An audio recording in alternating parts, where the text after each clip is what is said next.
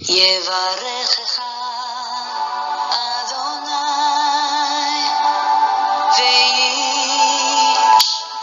וישמרך.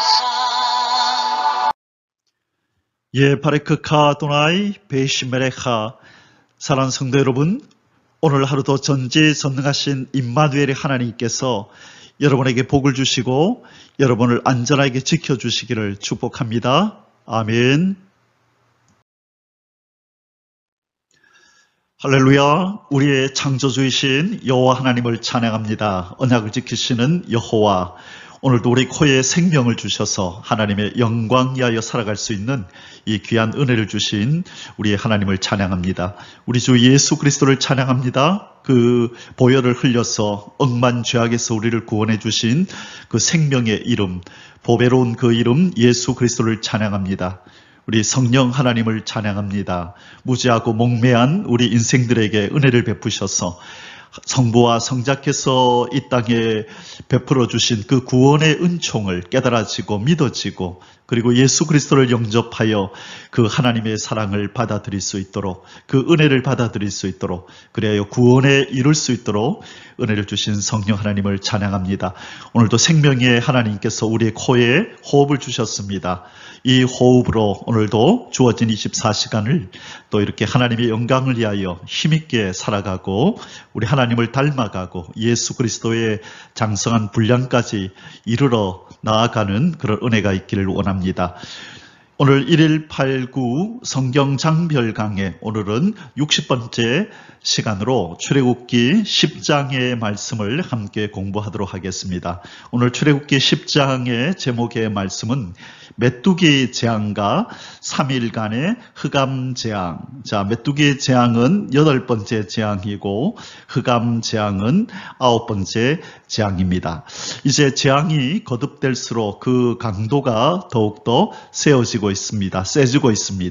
처음에는 그냥 나일강을 피로 물들이는, 그리고 그 피로 물들어버린 그 물을 마실 수 없어서 애굽의 사람들이 불편해하고 힘들어하는 정도, 개구리가 나오고 이가 나오고 파리가 나와서 그 애굽 사람들의 삶을 그렇게 불편하게 만들고 힘들게 만들고, 그리고 그 곡식을 다 먹어버림으로 말미암아 경제적 어려움을 입히는 정도였다면, 이제 점점점 그 강도가 세워져서 이 짐승들과 또 사람들을 그렇게 병이 나게 해서, 전염병이 돌게 해서 이렇게 생명까지 잃게 만드는 그런 재앙의 강도가 점점 깊어졌음을 우리는 보게 됩니다. 이제 메뚜기 재앙과 또 3일간의 흑암 재앙으로 하나님의 이 재앙이 점점 강력해지고 있음을 오늘 우리는 보게 될 것입니다.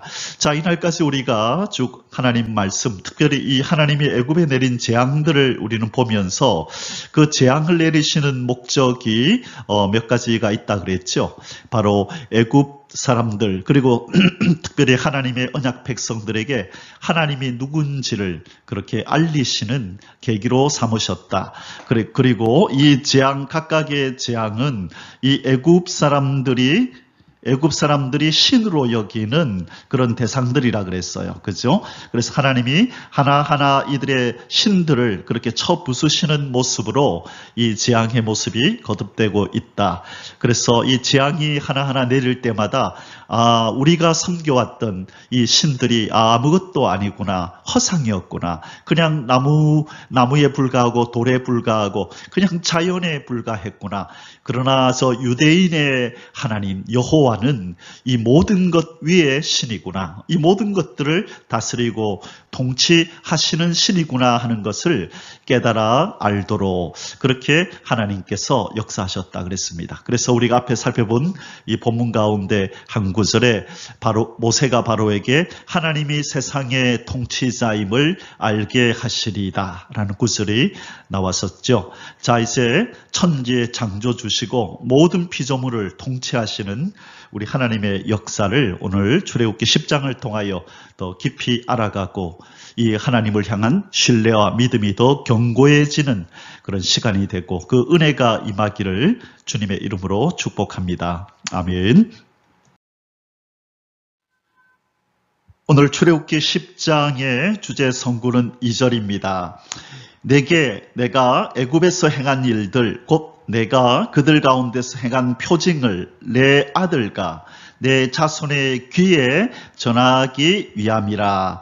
너희는 내가 여호와인 줄 알리라. 왜 하나님께서 이렇게 여러 가지 표징들을 기적과 이적을 나타내시느냐? 바로 네 아들, 네 자손, 너의 후손들에게 바로 내가 여호와인 줄, 내가 유일신이고 내가 언약을 지키는 신인 줄을 알게 하리라. 아브라함, 이삭, 야곱의 하나님인데 나는 여호와다. 그래서 이제 모세를 부를 때 하나님 그러셨죠. 이전까지는 내가 여호와로 내 이름을 알리지 아니했으나 이제 지금 애굽에 있는 내 백성에게 내가 여호와라는 것을, 언약의 신실한 하나님이라는 것을, 바로 언약의 신실한 하나님이라는 것을 내가 아브라함과 이삭과 야곱의 후손인 저들에게 내가 여호와로 알리리라. 그렇게 말씀하시고 이제 그 하나님의 결단과 결심을 지금 실천하고 계시는 모습입니다. 오늘 우리가 함께 살펴볼 출애굽기 10장의 소주제들은 아래와 같습니다. 첫 번째로 메뚜기 재앙에 대한 여호와 하나님의 경고. 자, 하나님께서 어떤 재앙들은 이제 경고 없이 그렇게 내리셨죠. 특별히 세 번째 거, 그 다음에 여섯 번째 거, 아홉 번째 이 재앙들에서는 경고가 없이 하나님이 바로 집행을 해버리셨는데요. 바로 여덟 번째 재앙인 메뚜기 재앙은 하나님께서 경고를 하십니다. 자, 1절에서 11절에 메뚜기 재앙에 대한 하나님의 경고가 나오고요. 그 다음에 12절에서 20절까지는 드디어 여덟 번째 재앙, 앞서서 경고했던 바로 이 메뚜기 재앙이 이제 나타나게 됩니다. 그리고 그리고 세 번째 소주제는 아홉 번째 재앙이 나타나는데요. 그것은 3일간의 흑암. 자, 3일간의 흑암은 아홉 번째 재앙이니까 경고 없이 나타나는 재앙이네요. 그래서 3일 동안 이 애굽의 온 전역에 이 태양이 빛을 잃어서 그 어둠이 온 땅을 덮어서 그들이 거동하기가 힘들었는데 고센 땅에는 그러나 빛이 있었다라고 말씀하시는 장면을 우리가 보게 될 겁니다.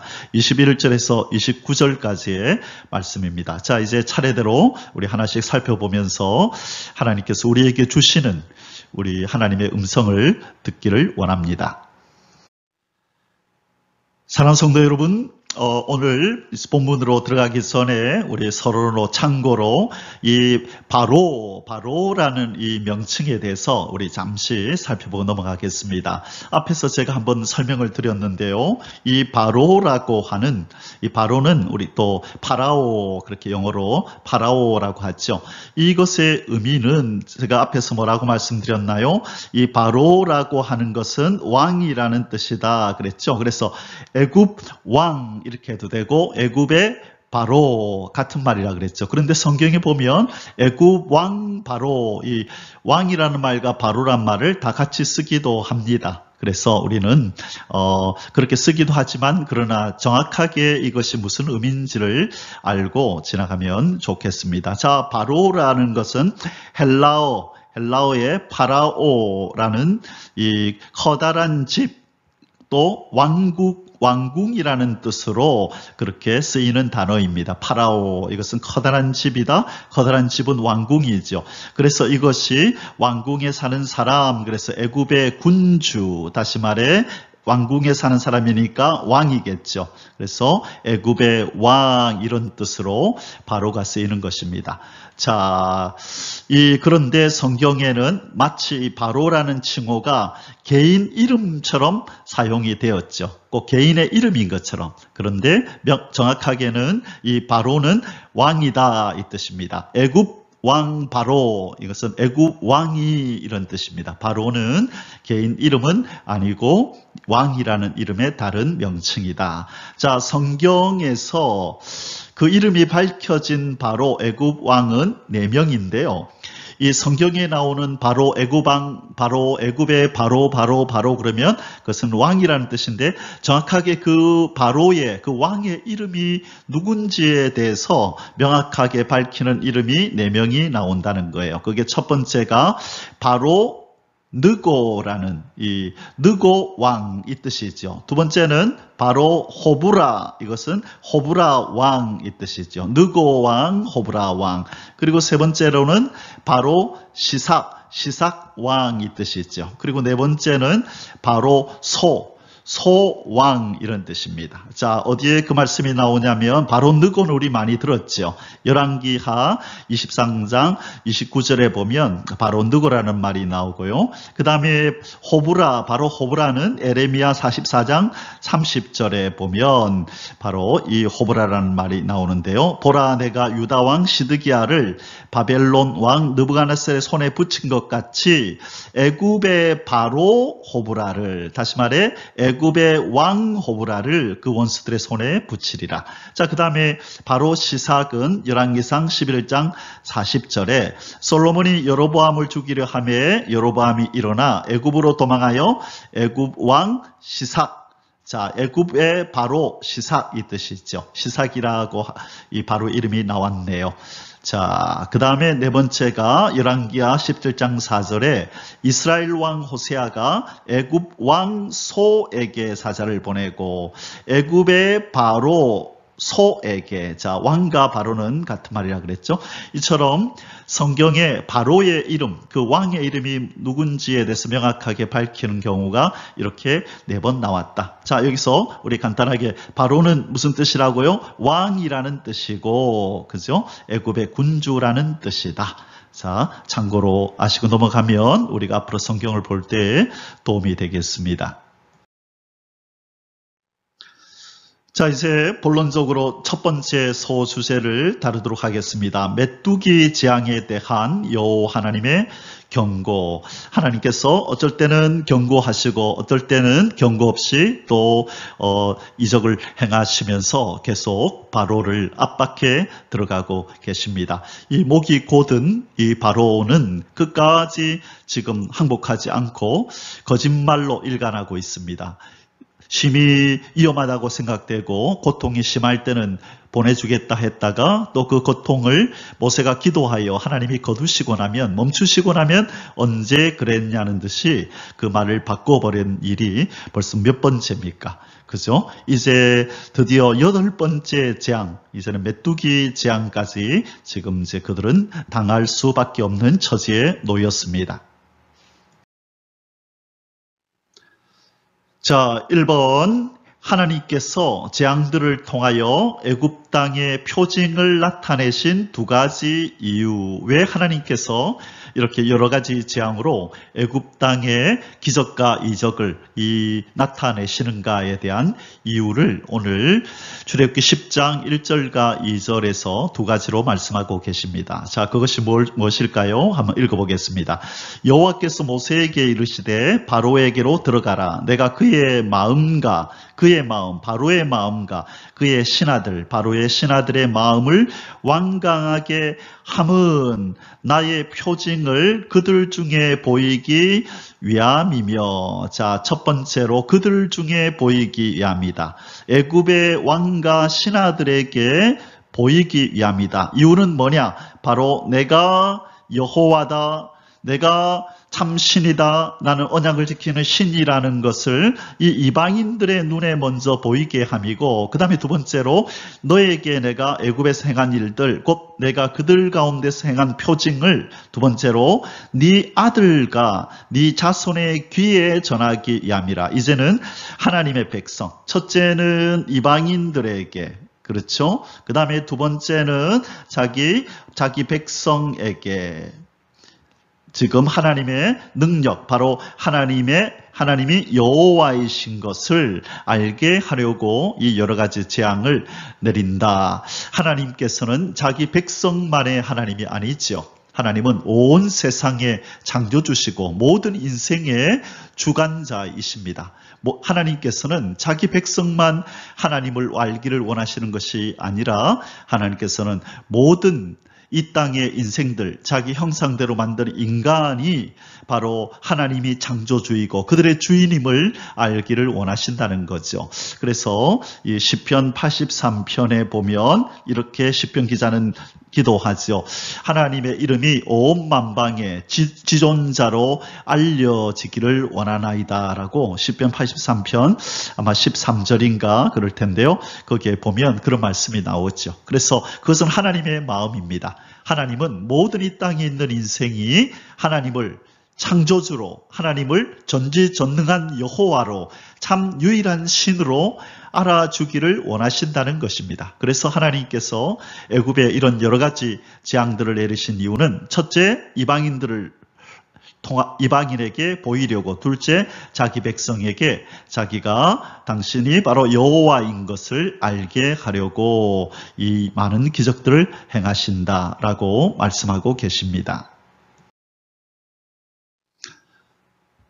이번 바로에게 메뚜기 재앙을 경고하는 모세와 아론, 이제 경고하십니다. 8번째 재앙인 이 메뚜기 재앙에 대해서 하나님께서 미리 경고하시면서 빨리 이 재앙을 경험하기 전에 내 백성 보내라 그러시는 거죠. 자, 10장 3절에서 6절까지입니다. 모세와 아론이 바로에게 들어가서 그에게 이르되 히브리 사람의 하나님 여호와께서 말씀하시기를 네가 어느 때까지 내 앞에 겸비하지 않겠느냐, 굴복하지 않겠느냐, 내 백성을 보내라, 그들이 나를 섬길 것이니라. 자, 일관되게 하나님의 요구는 바로 내 백성을 보내라, 그들이 나를 섬길 것이라. 그들은 내 백성이다. 나는 그들을 나를 섬기도록 만들었다. 그들을 조성했다. 그들의 사명을 감당할 수 있도록 내 백성을 보내라. 그렇게 말씀하고 있는 겁니다. 네가 만일 내 백성 보내기를 거절하면 내가 내일 하루를 이제 시간을 말미를 주네요. 내일 내가 메뚜기를 내 경내에 들어가게 하리니 메뚜기가 지면을 덮어서 사람이 땅을 볼 수 없을 것이라.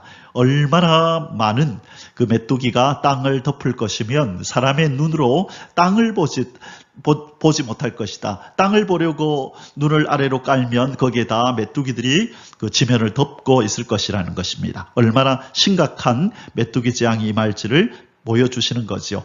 메뚜기가 내게 남은 그것, 곧 우박을 면하고 남은 것을 먹으며, 자, 피개, 이파, 악독, 바로 앞에 7번째 재앙이 우박이었다, 그죠?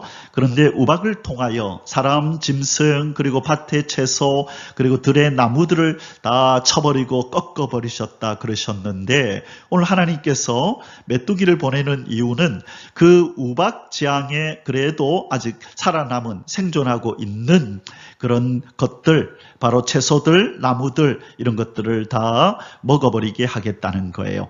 자, 계속 읽어봅니다. 너희를 위하여 들에서 자라나는 모든 나무를 먹을 것이며 또 내 집들과 내 모든 신하의 집들과 모든 애굽 사람의 집들에 가득하리니 이는 네 아버지와 네 조상이 이 땅에 있었던 그 날로부터 오늘까지 보지 못하였던 것이라 하셨다 하고 돌이켜 바로에게서 나오니, 자, 지금 바로의 대답을 듣지도 않으시네요. 그죠? 이 모세가 딱 경고하고 그 자리에서 나와버립니다. 만일 바로가 마음이 바뀌었다면 모세를 잡아야죠.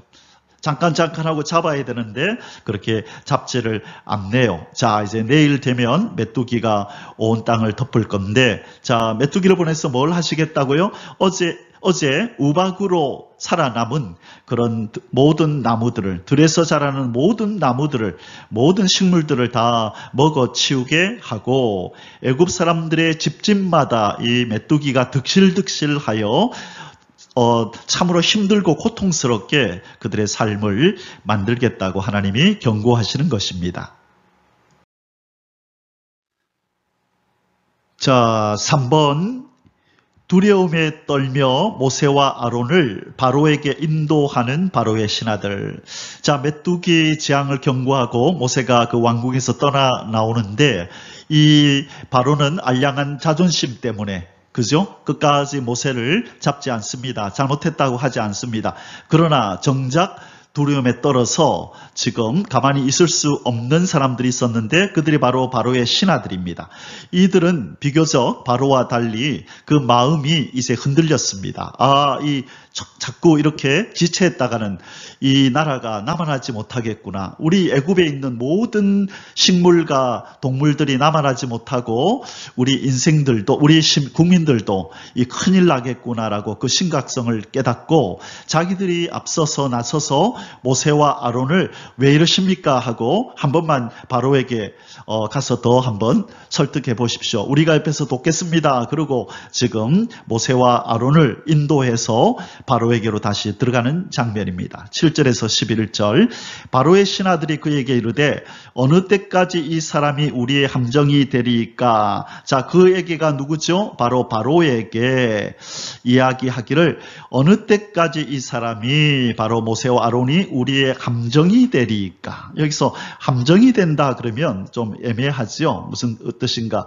올가미, 이 원어에 보면 올가미 또는 갈고리 또는 함정에 빠지다 이런 뜻이에요. 함정에 빠지다. 이 말은 뭐냐면 이 모세와 아론이 이 애굽 땅에 있는 동안에는 우리 꼭 갈고리 같고 올가미 같아서 우리를 그렇게 꿰어서 우리를 고통스럽게 피가 나도록 피부가 찢어지도록 그렇게 우리를 고통스럽게 합니다. 우리가 자유롭지 못하게 합니다. 그리고 우리로 함정에 빠뜨려서 점점 위기가 더 고조되도록 그 큰 재앙이 우리에게 오게 만듭니다. 그러니 빨리 저 사람들이 원하는 것 해줘서 우리에게서 이 올가미, 갈고리, 이 함정에 빠지게 만드는 이 일이 더 이상 우리에게 일어나지 않도록 바로 왕이여 제발 좀 그 사람 떠나 보내십시오. 그 요구를 들어주십시오라고 지금 바로의 신하들이 말하고 있는 것입니다. 자, 뒤에 읽어볼게요.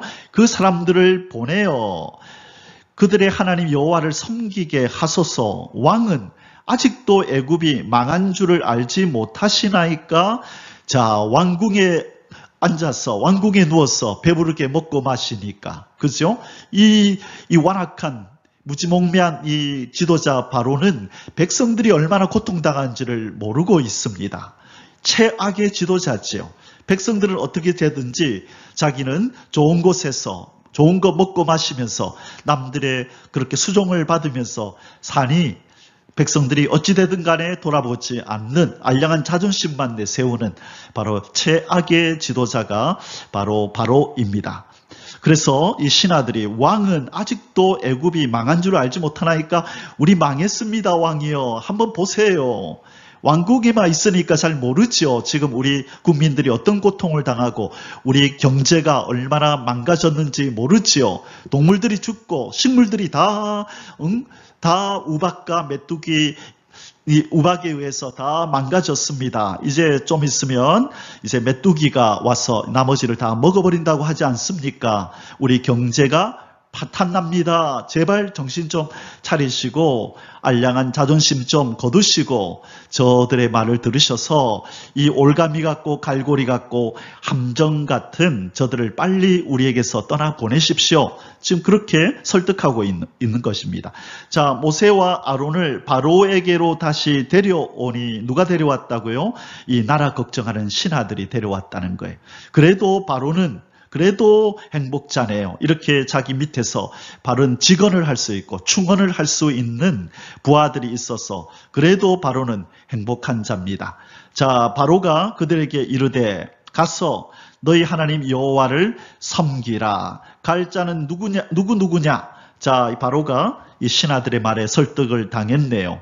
지금 이 나라의 상황을 정확하게 얘기를 하자 바로의 마음이 흔들린 것입니다. 모세가 이르되 우리가 여호와 앞에 절기를 지킬 것인즉 우리가 남녀노소와 양과 소를 데리고 가겠나이다. 남녀노소 모든 우리 이스라엘 사람들과 양과 소 우리의 짐승들을 데리고 가겠나이다. 자, 바로가 그들에게 이르되 내가 너희와 너희 어린 아이들을 보내면 여호와가 너희와 함께 함과 같으리라. 보라, 그것이 너희에게는 나쁜 것이니라. 이 말이 뭐죠? 너희와 너희 어린아이들 다 보내면 여호와가 너희와 함께함이 되느니라. 너희들은 내 수하에서 내 통치하에서 벗어나는 것이 되는 것이다. 그렇게 하면 안 돼. 지금 그렇게 말하고 있는 것입니다. 그렇게 하지 말고 너희 장정만 가서 여호와를 섬기라. 누구만 가래요? 어른만 가래요. 남녀 노까지만, 이 어린 아이는 가지 말고 장정만 가라. 이것이 너희가 구하는 바니라. 이에 그들이 바로 앞에서 쫓겨나니라. 자, 모세가 안 된다 그랬겠죠? 남녀노소 양가소 다 데리고 가겠습니다 그랬겠죠? 자, 그런데 왜 바로는 어린아이를 데려가지 말라 그러죠? 그렇죠? 인질로 삼겠다는 거지요. 얘들을 잡아놓으면 이 부모들이 설마 얘들을 놔두고 도망치겠느냐, 그죠? 제사를 드리고 나서 반드시 다시 돌아올 것이다 라고 생각해서 안 돼, 아이들은 데리고 가지 마 했겠죠? 그러면 모세의 대답은 뭐였을까요? 아니요, 하나님께서는 다 데리고 가야 된다 했습니다. 다 데리고 가게 해 주십시오. 그래서 바로는 안 된다 그랬겠죠. 또 협상이 결렬되었습니다. 또 담판이 무의로 돌아가 버린 것입니다. 그래서 그들이 모세와 아론이 바로 앞에서 쫓겨났다네요. 그들이 나온 것도 아니고 바로가 안 돼 하고 내 말 듣지 않으려면 나가 하고 왕궁에서 쫓아내버렸네요. 신하들은 모세와 아론을 데리고 들어왔는데 또 바로는 모세와 아론을 쫓아내버립니다. 더 맞으려고, 얼마나 더 맞으려고 완악하게 행동하고 있는지. 자, 이제 우리는 더 큰 재앙을 준비하시는 하나님을 이제 보게 되고 이 땅에 임하는 재앙을 보게 될 것입니다. 우리가 자주 십계라는 영화에서 자주 보았던 그런 장면이죠. 이 바로가, 그죠? 재앙이 심하면 내가 잘못하고 있나, 저들의 말 들어줄까 하다가 또 재앙이 멈추고 나면 또 언제 그랬냐는 듯이 또 입을 싹 닦아버리고 또 거짓말을 하고 오히려 모세와 아론을 협박하고 이제 나중에는 너 다시 내 앞에 오면 죽는다라고 죽음으로써 위협을 하는 일이 이제 나타나기도 합니다. 참으로 목이 곧은 백성이고, 옆에 보니까 이 신하들, 그죠? 신하들은 한 번 더 가서 우리 한번 얘기해 봅시다 하고 이 모세를 데리고 들어오는 그런 장면 같습니다. 이제 두 번째 소주제, 8번째 재앙, 메뚜기 재앙에 대해서 이제 살펴보도록 하겠습니다. 자, 메뚜기 재앙을 내리시는 이유는 뭐라 그랬죠? 7번째 재앙이었던 이 우박에 살아남은 것들, 그죠? 살아남은 것들을 이제 다 먹어치우기 위해서 8번째 재앙, 메뚜기가 임하게 될 것이라고, 메뚜기 재앙이 임하게 될 것이라고 하나님께서는 말씀하셨습니다. 자, 우리 12절에서 20절 말씀을 우리 함께 또 살펴보겠습니다. 1번, 메뚜기 재앙을 내려 우박에 상하지 아니한 밭의 모든 채소를 먹어치우게 하시는 여호와 하나님. 자, 우박 재앙에 상하지 아니한 것들을 이제 마저 다 먹어치우게 하려고 메뚜기를 보내신다. 그렇게 말씀하셨습니다. 12절에서 15절, 여호와께서 모세에게 이르시되 애굽 땅 위에 내 손을 내밀어 메뚜기를 애굽 땅에 올라오게 하여 우박에 상하지 아니한 밭의 모든 채소를 먹게 하라. 모세가 애굽 땅 위에 그 지팡이를 들매 여호와께서 동풍을 일으켜 온 낮과 온 밤에 불게 하시니 아침이 되매 동풍이 메뚜기를 불어들인지라. 자, 동풍을 일으켰네요. 동풍을 일으켜서 저 동쪽에 있던 메뚜기들을 다 이쪽으로, 서쪽으로 이동시켜서 애굽 땅으로 오게 만들었네요. 자, 동풍 그러면 나중에 하나님이 한 번 더 이 동풍을 사용하십니다.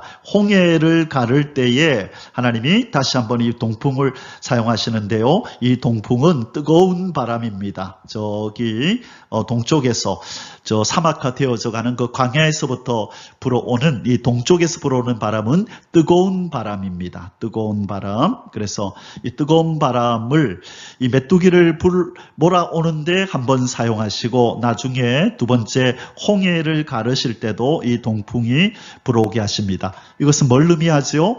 하나님께서는 이 땅의 모든 자연 현상들도 창조주 하나님이 다 주관하시고 통치하신다는 것을 보여주는 것입니다. 자, 이제 동풍이 밤낮으로 불어와서 아침이 되니 메뚜기들이 다 애굽 땅으로 모였네요. 14절, 메뚜기가 애굽 온 땅에 이르러 그 사방에 내림에 그 피해가 심하니 이런 메뚜기는 전에도 없었고 후에도 없을 것이라. 이 고대 근동에는요, 그 지역에는 종종 메뚜기 떼들이 와서 그렇게 농작물을 먹어치우는 일들이 있었습니다. 그러나 어떤 국지, 그 부분적인 지역에만 있었지 이렇게 애굽 전역을, 전 나라를 이렇게 덮어버리는 그런 메뚜기 재앙은 전무후무하다는 거죠. 전에도 없었고 후에도 없을 재앙이 온다는 거죠. 그래서 만일 그들이 그 메뚜기 떼가 일부 지역만 이렇게 와서 먹어치웠다면 뭐 자연현상이다 뭐 그렇게 볼 수 있지만 그 넓은 애굽 전역을 그렇게 다 먹어치워버렸고 메뚜기가 덮었다는 것은 이들로 하여금 자연현상이 아니야 절대자, 통치자, 전능자, 창조주 여호와가 이렇게 한다는 것을 그들에게 알게 하려 함이었다는 것입니다. 15절, 메뚜기가 온 땅을 덮어 땅이 어둡게 되었으며 메뚜기가 우박에 상하지 아니한 밭의 채소와 나무를 다 먹었으므로 애굽 온 땅에서 나무나 밭의 채소나 푸른 것은 남지 아니하였더라. 완전히 쑥대밭이라 그랬죠. 그렇죠? 초토화된 거죠. 완전히 쑥대밭이 되어버리고 초토화되어버린 것입니다. 완전히 이 애굽 땅은 망한 것입니다.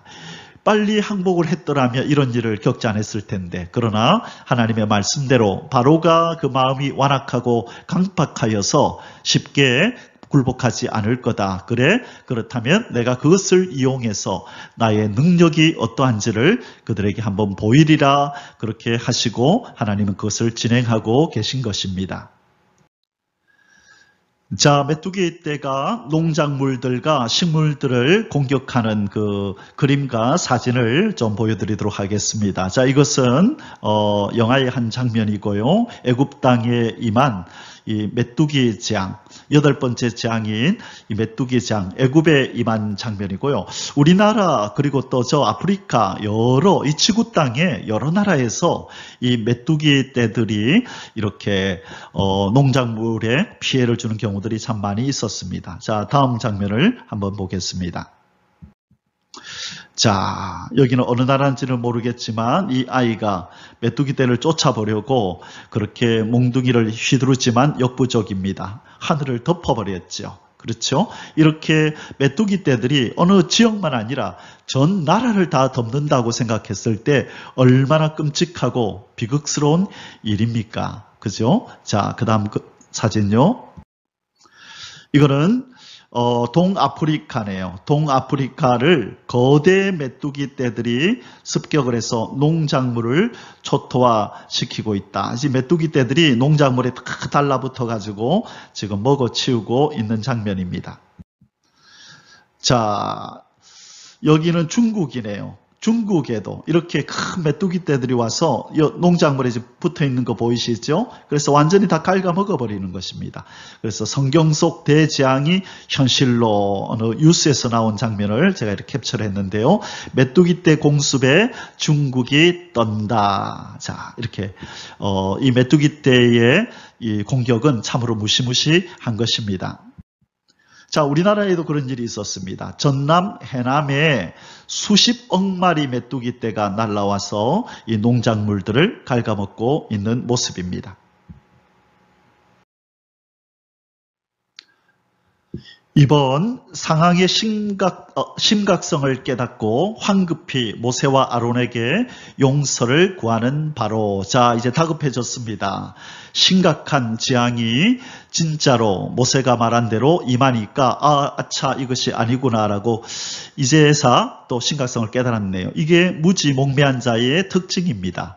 분명히 경고했고 앞에서 7가지 재앙을 내릴 때에 모세의 말대로 그대로 이루어졌잖아요. 그러면 이번 이 메뚜기 재앙도 분명히 임할 것이라는 것을 알고 미리 조치를 취했어야 되는데 결국 이런 일을 당하고 나서야 아차 싶었던 것입니다. 이것이 무지몽매한 자의 특징인 것입니다. 미리 알고 조치를 취하지 않고 당하고 나서야 깨닫는 것. 자, 16절에서 17절에 바로가 모세와 아론을 급히 불러 이르되 내가 너희 하나님 여호와와 너희에게 죄를 지었으니 바라건대 이번만 나의 죄를 용서하고 너희의 하나님 여호와께 구하여 이 죽음만은 내게서 떠나게 하라. 심각함을 깨달은 것입니다. 그리고 자기가 죄를 범했다고 용서를 빕니다. 그러나 이것은 순간적이고 진실성이 없습니다. 단지 이 위험한 시기를 모면하려고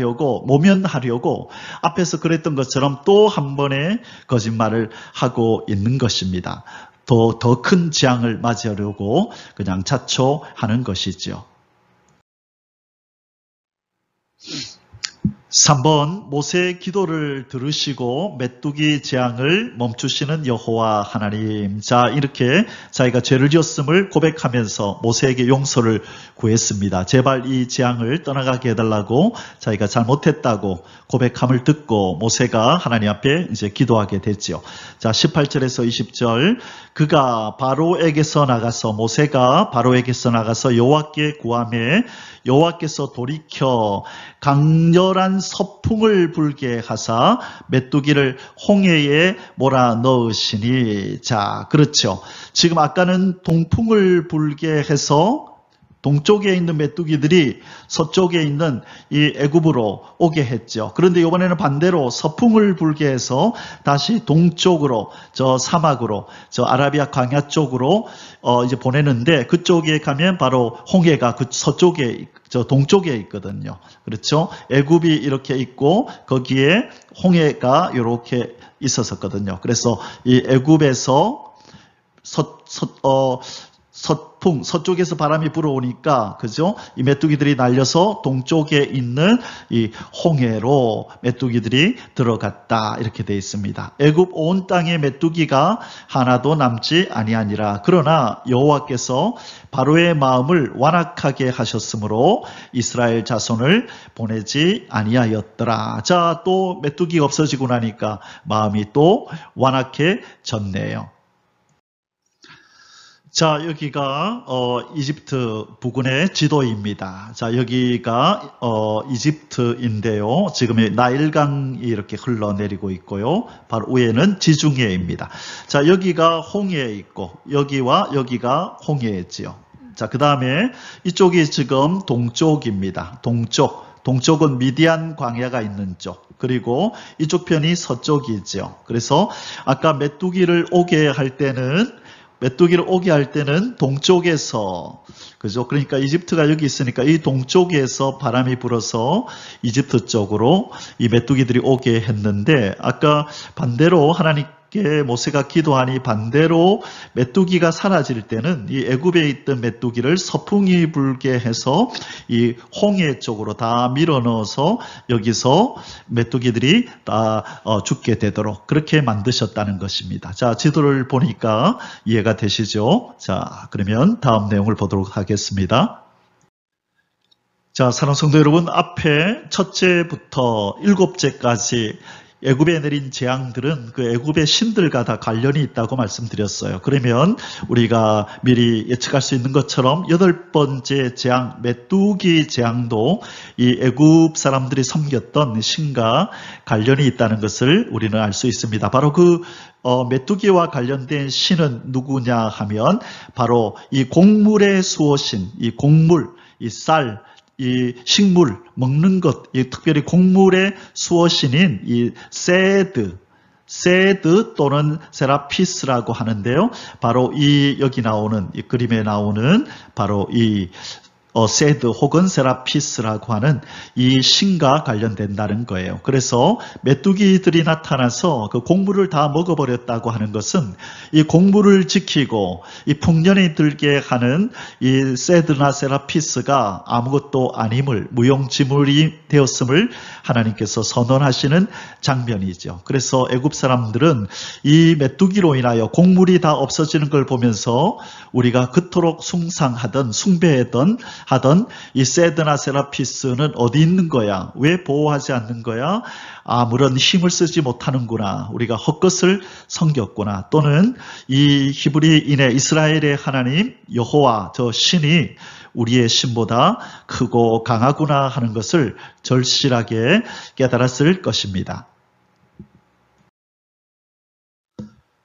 자, 이제 마지막 세 번째 소주제 우리 함께 공부하도록 하겠습니다. 9번째 재앙, 3일간의 흑암. 3일 동안 애굽 전역에 이 흑암이 찾아온 이 재앙, 바로 이 재앙에 대해서 10장 21절에서 29절까지 말씀하고 있는데요. 이 하나님의 그 기적의 역사를 불어 잊으려고 하고 부인하려고 하는 이 자유주의 신학자들은 이 3일간의 흑암이 이 감신이라고 하는 이 사막의 바람, 이 사막에 불어오는 이 바람이 모래를 이렇게 모래 폭풍을 일으켜서 태양을 가렸다. 그 어떤 이 사막에 불어오는 이 바람이 감신이라는 바람이 있나 봐요. 그래서 심하게 이 바람이 불어서 이 사막에 모래 폭풍을 일으켜서 태양을 가렸다. 그렇게 주장하는 사람이 있고요. 또 어떤 사람들은 이것은 일식 현상이다. 이 달이 태양을 가려서 어느 시간 동안 태양이 어두워지는, 그리고 빛을 발하지 못해서 어두워지는, 그러니까 빛을 발하지 못하는 건 아니죠. 지구편에서 바라볼 때에 그 앞에 이 달이 가리우고 있기 때문에 태양빛을 볼 수 없어서 이 흑암으로 보였다. 자, 그런데 이 바람이 불면 3일 내내 부나요. 그리고 모래 폭풍이 태양을 가리웠는데, 그런데 성경에 보면 바로 고센 땅에는 이런 일이 없었다고 얘기를 하죠. 일식도 마찬가지입니다. 일식이라고 하는 것은 잠깐 동안 그런 일이 있을 수 있지만, 근데 성경은 애굽 전역에 이런 어둠이 임했고, 그런데 고센 땅에는 또 어둠이 없었다라고 말하잖아요. 그래서 이 자유주의 신학자들이 말하는 이 감신, 사막에 바람이 불어서 모래 폭풍 때문에 그렇다는 말도 비논리적이고, 일식이 이 3일 동안이라 이렇게 있었다는 말은 더더욱이 비논리적이죠. 그래서 이 3일간의 흑암의 재앙은 이 하나님, 전지전능하신 하나님으로부터 비롯된 재앙이다. 우리는 그렇게밖에 얘기할 수 없는 것입니다. 자, 그러면 우리 구체적으로 3일간의 흑암이 어떻게 임하였는지 한번 살펴보도록 하겠습니다. 1번, 3일 동안 애굽 온 땅에 흑암이 임하는 재앙을 내리시는 여호와 하나님. 3일 동안에 애굽 온 땅에 흑암이 임하는 재앙이 내렸는데요. 자, 9번째 재앙이니까 예고 없이 내렸다, 그죠? 몇 번째 재앙이 예고 없이 왔다 그랬나요? 369. 자, 369 이 재앙들은 예고가 없이, 이 경고 없이 바로 하나님께서 이 땅에 행하신, 애굽 땅에 행하신 재앙입니다. 자, 그러면 한번 우리 본문을 한번 읽어보겠습니다. 21절에서 23절. 여호와께서 모세에게 이르시되 하늘을 향하여 내 손을 내밀어 애굽 땅 위에 흑암이 있게 하라. 곧 더듬을 만한 흑암이니라. 모세가 하늘을 향하여 손을 내밀매 캄캄한 흑암이 3일 동안 애굽 온 땅에 있어서 그동안은 사람들이 서로 볼 수 없으며 자기 처소에서 일어나는 자가 없으되 온 이스라엘 자손이 거주하는 곳에는 빛이 있었더라. 자, 그곳이 어디죠? 고센 땅. 하나님의 언약 백성이 거하는 그 고센 땅에만은 빛이 내렸다는 거죠. 도대체 무슨 일이 일어난 거죠?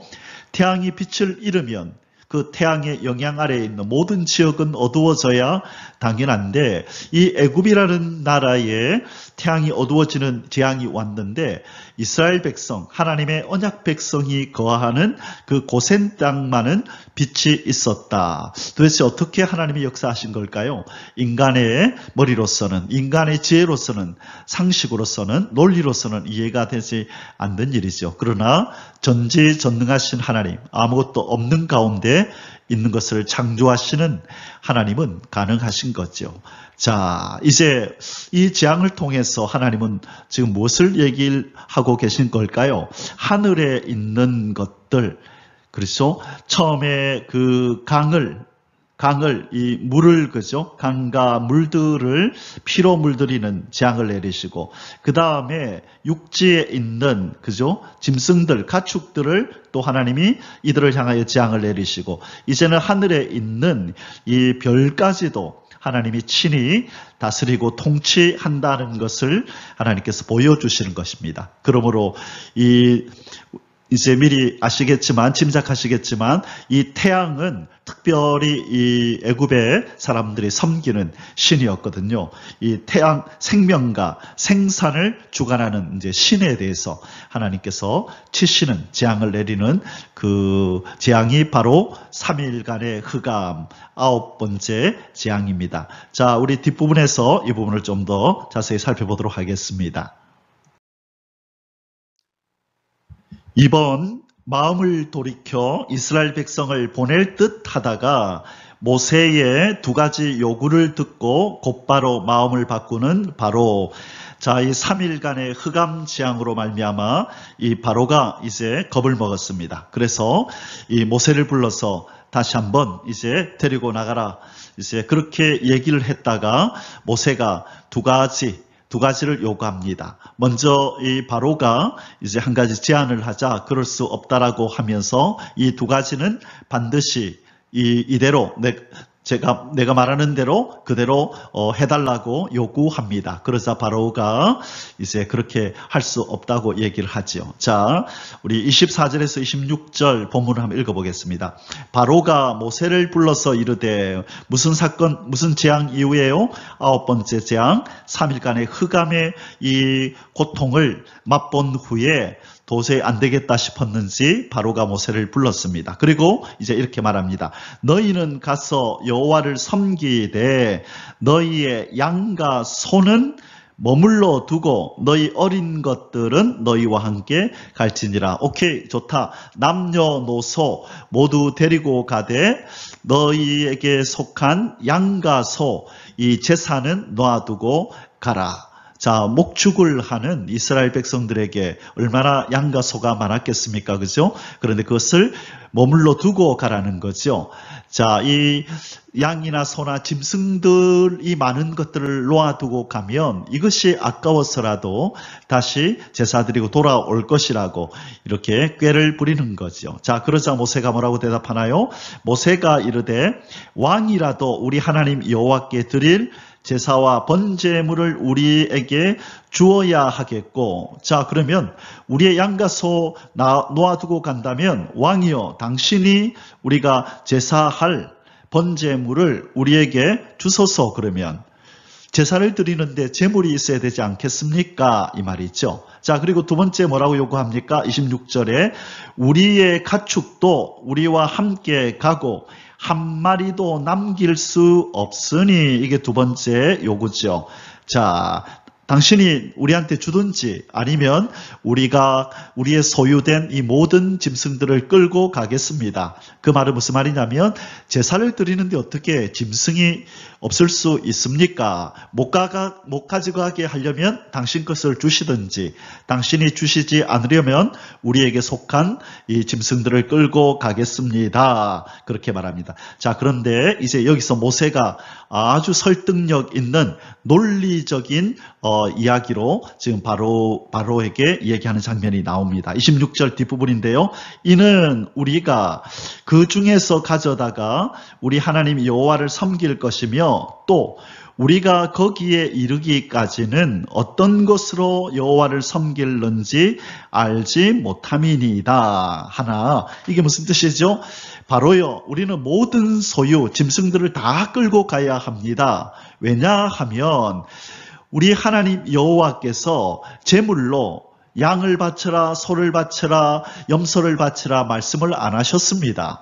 그래서 우리는 이 모든 것들을 다 끌고 가서 거기에 도착했을 때 우리 하나님께서 명하시는 소면 소, 양이면 양, 염소면 염소 몇 마리 정하는 대로 우리가 드려야 하기 때문에 우리에게 속한 모든 짐승들을 끌고 가야만 합니다. 자, 아주 논리적으로 이 타당성 있는 이유를 대면서 짐승들을 끌고 가겠다고 얘기를 합니다. 자, 이제 바로의 반응은 뭔지 살펴보겠습니다. 3번, 죽음을 언급하며 다시는 자기 앞에 얼굴을 내밀지 말라고 협박하고 모세를 쫓아내는 바로. 이제 너 죽는다라고 죽음을 언급합니다. 죽이겠다는 그런 협박을 합니다. 그리고 다시는 자기 앞에 오지 말라고 협박하면서 모세를 쫓아내버립니다. 아직도 정신을 못 차렸네요. 27절에서 29절, 여호와께서 바로의 마음을 완악하게 하셨으므로 그들 보내기를 기뻐하지 아니하고. 자, 모세가 이 모든 짐승들을 다 끌고 가겠다 하니 허락하지 않겠다. 그죠? 그 대신에 또 자기의 소유도 주지 않겠다. 요구한 두 가지를 다 거절했습니다. 바로가 모세에게 이르되 너는 나를 떠나가고 스스로 삼가 다시 내 얼굴을 보지 말라. 네가 내 얼굴을 보는 날에는 죽으리라. 한 번만 더 내 앞에 나타나면 너 죽인다. 보지 마라. 나가라. 라고 지금 경로하면서 모세를 쫓아냅니다. 그러자 모세가 뭐라고 그랬죠? 모세가 이르되 당신이 말씀하신 대로 내가 다시는 당신의 얼굴을 보지 아니하리이다. 자, 나도 당신 보기 싫소. 이제 나도 당신의 얼굴을 보지 않겠소. 라고 마지막으로 이 10장에서 이 구절로 이제 대화가 끝이 납니다. 사랑하는 성도 여러분, 우리 앞서서 쭉 살펴본 것처럼 첫 번째 재앙부터 여덟 번째 재앙까지 이것들은 바로 애굽 사람들이 섬기는 애굽의 신들을 하나님께서 치신 것이라 그랬다면, 오늘 이제 아홉 번째 재앙인 이 흑암 재앙과 관련 있는 애굽의 신은 무엇일까요? 그것은 바로 이 태양신이라고 하는, 이 태양의 신인 바로 라라고 하는 바로 이 신을 심판한 것입니다. 자, 여기 이렇게 사진이 나오죠. 여기에 왼쪽에 있는 머리에 태양을 이고 있네요. 그죠? 태양신, 이 생산과 또 생명을 주관하는 태양신인 라를 하나님께서 그렇게 심판하시는, 재앙을 내리셔서 내리치시는, 그리고 이 태양의 신 라는 아무 의미가 없다는 것, 무용지물이라는 것, 어떤 힘도 될 수 없다는 것을 하나님께서 만천하에 그렇게 선포하시고 공포하시는 바로 재앙이 흑암 재앙이었습니다. 사랑하는 성도 여러분, 이제 오늘 이 출애굽기 말씀 결론을 내리도록 하겠습니다. 10장의 결론을 내리도록 하겠습니다. 첫 번째, 우리가 오늘 이 출애굽기 10장을 마치면서 우리가 마음에 새겨야 될 것은 바로 세상의 온갖 피조물들은 두려워하면서 정작 그것을 창조하신 여호와 하나님을 두려워하지 않는 인생들. 그렇죠? 애굽의 사람들, 이 이집트 사람들은 망하는 그 신들을, 그죠? 자기들이 의지할 신으로 우상들을 만들어서 그렇게 또 자연들을 섬기면서 그들을 의지하였습니다. 이것이 바로 하나님을 떠난 인생들의 아주 일반적인 모습입니다. 자기 자신을 보니 불안하고 부족하고 연약하고 미래가 불확실하니 어떤 일이 일어날까 염려스럽고, 그래서 뭔가 자기보다 힘이 있을 것 같은 것들을 이렇게 택하여서 그들을 신이라고 부르면서 그들을 의지하고 의존하는 그런 마음속에서 조금이나마 위안을 얻고 두려움을 내쫓으려고 하는 그런 인간적인 마음이 있죠.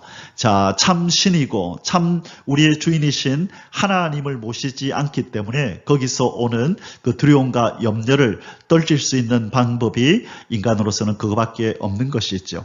자, 그런데 바로 이 창조주 하나님을 모르고 세상의 것들을 우상으로 삼는 이것은 왜 이런 일이 일어나죠? 바로 고린도후서 4장 4절에서 5절에 보면 이 어둠의 신들이, 세상의 신이 이 사람들의 마음을 혼미하게 했다, 혼미하게 만들었다, 그런 표현을 쓰십니다. 혼미하게 한다는 게 무슨 뜻이죠? 커튼을 치다는 겁니다. 커튼을 쳐서 보지 못하도록, 그래서 눈을 감기운 거죠. 고린도후서 4장 4절에서 5절에 보면, 그러나 4장 6절에 보면 바로 예수 그리스도를 영접하는 자는 그 얼굴에 있는 하나님의 영광을 아는 빛이 들어온다고 성경은 얘기합니다. 이 빛이 누구에게 있다고요? 바로 예수 그리스도에게, 우리 예수님께 바로 이 빛이 있는데, 그래서 우리 예수님을 독생자의 빛, 생명의 빛, 또 하나님의 영광을 아는 빛이라고 성경은 말씀하고 있는 것입니다. 그러므로 바로 빛이신 예수 그리스도, 하나님의 영광을 알아보는 빛을 주시는 이 빛이신 예수 그리스도를 영접하지 않는 인생들은 다 마귀가 씌운 커튼을 눈에 붙이고 어두움에 사로잡혀서 정작 참 신이 누구며 의지할 존재가 누군지를 모르고 이 세상의 온갖 것들, 이 피조물들을, 그죠? 그리고 또 보지 못하고 듣지 못하는 돌과 나무들을 이들은 신으로 섬기며 사는 것이죠. 그러나 하나님께서 우리에게 은혜를 주셔서 예수 그리스도의 얼굴에 있는 하나님의 영광을 아는 빛, 고린도후서 4장 6절에 나타난 이 빛을 우리에게 주셔서 우리는 하나님을 알아보고 하나님의 영광을 보고 그에게 예배하며 경배할 수 있는 이런 귀한 은혜를 주셨음에 우리는 감사하며 영광 돌리며 살아야 될 줄 믿습니다. 할렐루야. 이 은혜를 주신 우리 주님을 찬양합니다. 아멘. 사랑하는 성도 여러분, 이제 오늘 마지막으로 이 부분만 우리 조금 더 생각하고 오늘 말씀을 마치겠습니다. 우리 하나님은 모든 것을 창조하시고 통치하시는 여호와 하나님입니다. 섭리하신다는 거죠. 창조하신 모든 자연 만물을 다스리고 통치하신다, 곧 섭리하신다는 뜻입니다. 자, 하나님께서 10가지 재앙을 통하여 첫째, 물 속에 있는 것들, 그죠? 물을 다스리시고, 그 다음에 육지를 다스리시고, 그 다음에 하늘을 다스리시고, 이제 마지막 10번째 재앙은 바로 이 모든 것들을 다스리라고 자기 형상대로 만든 인간을 마음대로 생명을 좌지우지 하실 수 있는 창조주임을 이제는 하나님이 나타내실 겁니다. 그죠? 10번째 재앙이 장자를 치시는 거잖아요. 그리고 짐승의 첫 새끼와 이 인간의 그 장자, 초태생을 치시는 이 이적들을 통하여 하나님은 물과 또 육지와 하늘과 인간들 모든 것을 하나님은 창조하셨을 뿐만 아니라 통치하시고 계심을 우리에게 보여주시는 것입니다. 그러므로 우리가 이 출애굽기 말씀을 읽을 때에 우리 하나님이 누구신지를 더 깊이 아는 그 은혜를 우리가 받아야 합니다. 그냥 하나님 말씀을 한 장 한 장 알아가는 것에 멈추는 것이 아니라 하나님이 당신을 계시하신 이 말씀들을 통하여 우리는 하나님을 더 깊이 알고 그 하나님을 신뢰하고 믿고 따르는 믿음으로 이것이 더 승화되어지고 나아가야 될 줄 믿습니다. 자, 그러면 우리 하나님을 우리가 알았습니다.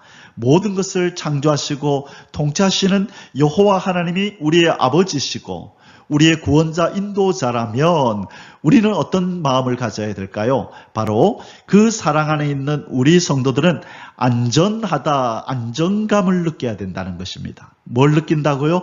우리는 안전하구나라고 하는 안정감을 느껴야 한다는 것입니다. 자, 이에 대해서 로마서 8장 31절에서 이렇게 우리에게 말씀하십니다. 그런즉 이 일에 대하여 우리가 무슨 말하리요? 만일 하나님이 우리를 위하시면 누가 우리를 대적하리요? 자, 사도 바울이 이렇게 자신의 찬, 확신에 찬 이런 선포를 할 수 있는 이유가 무엇입니까? 바로 사도 바울은 하나님이 누군지를 분명하게 안 것이죠. 하나님은 창조주시고 하나님은 우리 모든 만물들을 통치하시는 힘이 있고 능이 있는 아버지시고 우리의 보호자라는 걸 알았기 때문에 누가 우리를 대적하리요라고 어깨에 힘을 주고 자부심을 갖는 것입니다. 바로 이 사도 바울의 이 고백, 이 선포가 우리의 것이 되어야 될 줄 믿습니다. 우리는 이분 안에서 여호와 하나님 창조주 안에서 안전한 것입니다. 자, 그리고 로마서 8장 38절에 39절에서도요. 내가 확신하노니 사망이나 생명이나 천사들이나 권세자들이나 현재의 일이나 장래의 일이나 능력이나 높음이나 깊음이나 다른 어떤 피조물이라도 우리 주 그리스도 예수 안에 있는 하나님의 사랑에서 끊을 수 없으리라. 왜 못 끊어가죠? 왜 권세자들이, 왜 악한 영들이 그리스도 예수 안에 있는 하나님의 사랑에서 우리를 끊어갈 수 없지요? 왜냐하면 이 하나님이 바로 창조주이시고 이 하나님이 바로 모든 것을 통치하시고 명령하여 그리고 굴복하게 만드시는 신이시기 때문이죠. 사랑하는 성도 여러분, 바로 이 전능하신 여호와 하나님이 우리의 아버지입니다.